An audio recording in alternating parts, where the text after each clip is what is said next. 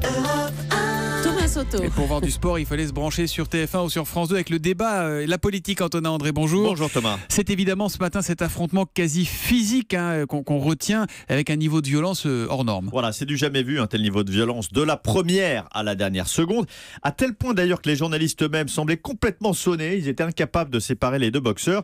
Et quand je dis du début à la fin, il y a une image emblématique. Lorsqu'il s'agit de s'adresser à la fin aux Français, vous savez, chacun a droit à sa conclusion, on regarde la caméra, et puis une dernière fois avant le vote, dit aux Français pourquoi est-ce qu'il faut adhérer à son projet. Et bien là, Marine Le Pen ne parle pas aux Français, non, elle continue de pilonner son adversaire en boucle comme une espèce de rengaine qui a duré du début à la fin. Bon, mais est-ce que vous voyez un vainqueur dans ce match de boxe ? En tout cas, je vois une perdante, c'est Marine Le Pen, parce qu'elle a été dans l'agression permanente, elle a d'une certaine façon pourri le débat. Son projet, c'est le dénigrement de l'adversaire, c'est l'invective à la limite de la vulgarité. C'est sorti, ça va mieux, buvez un petit coup, ça va aller mieux. On croyait entendre en fait les gauloiseries de son père, l'outrance, la caricature.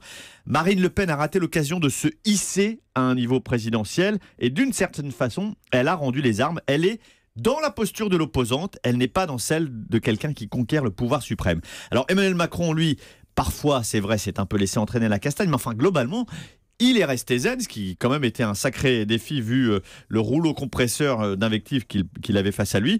Et puis il a réussi à parler projet quand même. Il l'a entraîné sur son terrain, sur l'euro, sur l'industrie, sur la fiscalité, en mettant à chaque fois Marine Le Pen devant ses contradictions et ses incohérences, démontrant au fond que le projet de Marine Le Pen était défaillant. Bon, l'enjeu, ça reste le vote de dimanche. Est-ce que vous pensez, Antonin, que ce débat peut influencer le scrutin ? Alors en tout cas, c'est pas de nature à réconcilier les Français avec les politiques, au terme d'une campagne dont la violence restera quand même le marqueur principal, et puis qui est aussi le reflet du pays. Ça, c'est plus inquiétant pour les lendemains d'élections.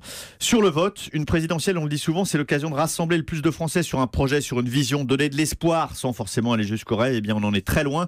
Ce débat ne donne pas forcément envie d'aller voter, ou alors d'y aller, mais pour sanctionner, dégager celui que l'on déteste, plus que pour adhérer à celui qu'on choisit. Ça veut dire quoi ? Qu'on ne va pas retenir une petite phrase comme à chaque fois, c'est plutôt l'ambiance, le climat qu'on retiendra ? C'est le climat général qu'on retient, et surtout, on sort de ce débat en détestant ou en n'aimant pas l'un ou l'autre des candidats, ce qui donne soit l'envie de ne pas aller voter, soit d'aller voter pour celui qui le dégagera. On n'était pas dans le positif, quoi, dans tous les cas. Merci beaucoup Antonin André, édito politique tous les matins après le journal de 7h30. À demain.